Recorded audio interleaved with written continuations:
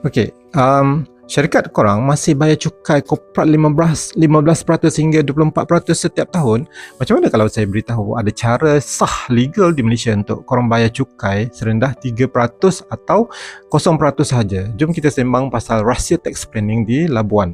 Okey, apa itu Labuan FSA dan berapa cukainya? Dulu orang panggil LOFSA tau.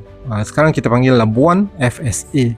Kalau korang daftar syarikat di sana, korang tak pakai akta cukai biasa tapi pakai akta cukai aktiviti perniagaan Labuan. Ada dua jenis. Kalau bisnes korang jenis trading iaitu berniaga, cukai cuma dalam 3% sahaja daripada untung bersih yang diaudit.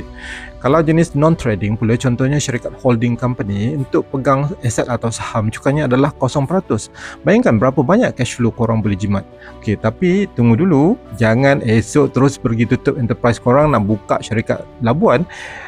Taktik ni bukan untuk kedai makan, servis tempatan atau bisnes yang 100% jual pada pasaran lokal dalam ringgit. Ia sangat sesuai dan powerful untuk syarikat antarabangsa, bisnes import-export, syarikat IT atau software yang kliennya di luar negara, atau untuk tujuan pengurusan kekayaan, wealth management. Realitinya LHDN dan Labuan FSA ni takkan bagi korang lepas macam tu je.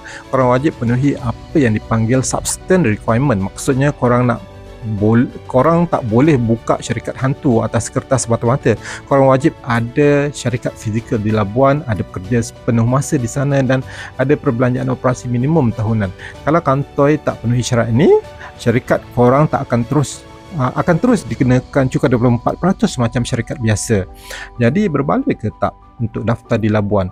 Ia sangat bergantung pada model bisnes klien korang dan margin keuntungan syarikat.